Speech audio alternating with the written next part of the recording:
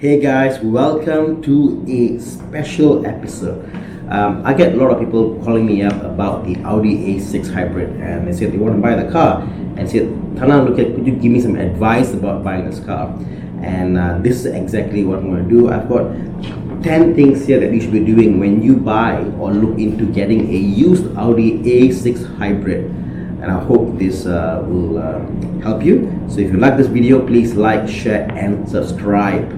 So number one in that list is that please, by all means, call up Audi service centers. They will give you insight into the car's history, if there's a recall on the car and any issues that they know of. Because obviously, if you're buying an Audi A6 hybrid, ensure you're buying a locally sold unit and not a grey import, because as you know, 4,000 units were sold worldwide, of which known to us about 2,000 units were sold in Malaysia itself, about 50-50. So you want to get a locally serviced, locally sold unit to make sure that there are no issues in that car. Number two is check out the aircon compressor. Now, the Audi A6 hybrid had a recall on this compressor. Unfortunately, Malaysia didn't do a a press release and make sure all those compressors were changed. What they did, however, was when those cars were in for service and knowing if there's any issues in the car, Audi centers will pick out certain units to make sure those compressors were changed. And some of the cars will not use much with low mileage, and the low mileage ones are the ones we're worried about because they didn't change the compressor. So again, get the correct compressor, and if you know how to see one, if you look at the engine bay, you look at the front. On the front there is the circular device coming out, which is compressor, and there'll be an A at the end of the number, which denotes that's the new revised model for the compressor. I'll put a picture up here so you can see that. Number three is the radiator cooling system. Audis are very prone for cooling system issues, because again they were designed for other countries, and in Malaysia we are a little hot.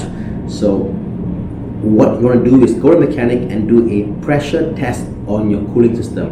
Like most cars, and especially on Audis, these are contained units for cooling system. If they do a pressure test where they take out the reservoir and they open the lid and they put in a pump and they pump it up, if the pressure drops, there is a leak in the cooling system and you should not buy that car, stay away. If the pressure holds, that's a good car to get, so go ahead with the one. Number four is the battery test. Now obviously this car has got 3 batteries. It has 2 batteries which are the normal 12 volt batteries, and one is the hybrid battery. The hybrid battery, it's more of you can't test that battery. I mean, I've heard of guys who have had issues with the battery and failed, but I myself have not seen those guys who had failing with the hybrid battery, so I wouldn't be worried about that.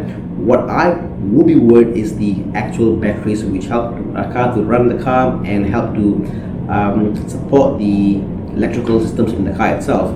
Those batteries could cost up to about 2,000 ringgit and above. So if you're buying a car, make sure you get that battery tested. It's very easy. They open the boot. You open the boot and you open up the cover, which goes on that boot liner, and under there there'll be 2 batteries. They can do a battery test to make sure that those batteries are at optimal conditions.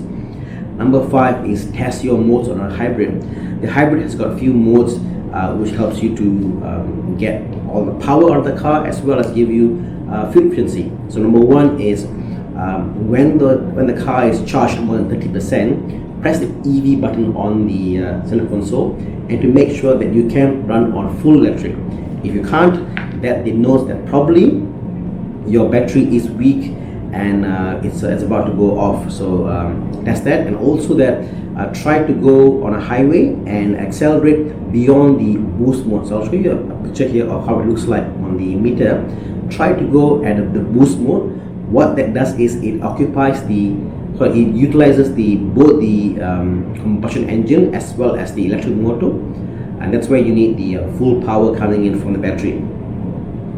Number 6 is the handbrake itself. The handbrake in this car is a e-handbrake. So when you press the P parking sensor, the parking brake, you'll hear a sound. If it's a loud sound, it goes like whatever. It's a funny sound. That pump could be costly. It's about 1,008, I believe, to fix. Just get a car which has that issue fixed. So you're not that sound you hear when you do the parking brake. If the sound is there, that sound isn't normal. It means the pump is about to fail. Number 7, the Audi A6 Hybrid comes with very expensive and very fantastic lights in the front. Those lights are 13,000 a piece, or 5,000 if you go on the used markets. So you want to make sure those lights are in perfect condition. On the light, go to the front, make sure each LED works. There's no crack on the lights. We've seen members which have got cracks on the bottom lid, so check that out. Number 8, mileage check. A lot of used cars are prone to be creative with their numbers, and they always change the mileage of the car. Now, in normal cases, if the mileage was tampered with and you're happy with the car, it's fine. But on Audis, if you tamper with the mileage and if it wasn't done correctly, what happens is the car will sense there is an issue and throw a checksum error, and your entire dashboard cluster becomes obsolete because the car feels that the car doesn't check out in the mileage in the car versus what's the mileage on the cluster, and you are forced to change a new cluster, and that can be expensive. So always do a check on the mileage, and how you can do the check on the mileage is by going to Audi and ask them what was the last service record on Audi, because this car is from 2014, most likely up to 2018 the car's under warranty. The car would have done its service with Audi itself. Very unlikely that they look outside. So up to 2018, end of 18, you will know the mileage of the car with Audi, and from that point onwards, maybe you can add about 20,000 kilometers from that point, and that should give you a fair estimate what that mileage should be like. Next is the gear shift. Now, the Audi A6 Hybrid runs on a CVT gearbox with electric motor within the gearbox, so there's no torque converter. What that means is it's a very smooth shifting car. Drive the car and you will see that D1, D2 will change. You should feel no lurch whatsoever. This may be a 6-year-old car, but you should not feel any lurch whatsoever when changing gear. If there is a sudden lurch in the gearbox, that gearbox is out and on its way, and should not be bought. You should stay away. Don't go near it. Stay away. And yeah, gearbox.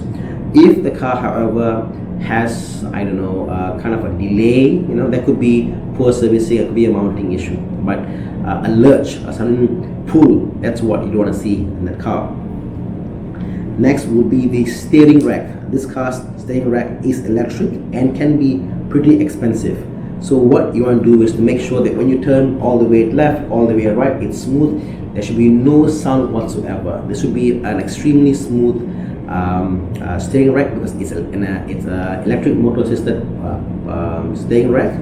There should be no sound whatsoever. This part can be expensive.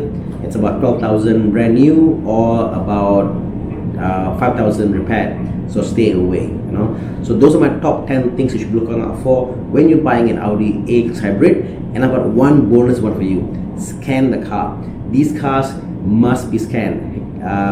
Get a mechanic which has got VAGCOM to plug in the car and scan it, or an OBD11. It'll give you a full history of the car in terms of all the issues they had with the car in the past, and get that mechanic to give you the text file, the actual word file, text file from that scan. And with that scan, what that allows you is you can now go back and look at the file, scan through page by page to see what has happened to the car in the past. If for some reason something severe happened in the car and they reset or they repaired in a not so good fashion, you might again want to avoid that car. Each car is on a case-to-case basis, and you need to scan that file to make sure you are getting the best car possible. So that's my top 10 plus one thing that you should be looking out for when buying an Audi A6 Hybrid. I hope this video was helpful to you, as it was for me to provide this info to you. So those are my top 10 plus one things on the Audi A6 Hybrid that you should look out for when buying this car. I hope this was useful to you, as it was fun for me to make this for you. And again, if you like this content and you want to see more content about the Audi A6 Hybrid, please like, share and subscribe, and I'll keep pumping out the videos to help you make the best purchase choice when you get your car. And I want to look into making more videos about not only the Audi A6 but other cars that might be a car that people say stay away from, because stay away from the car, but the car has got good value and the car has got good experience and you want to enjoy, and you can't put a value on that. So with that, I hope you enjoy this, and until next time, this is me saying stay driven, #DrivenMe. Bye guys.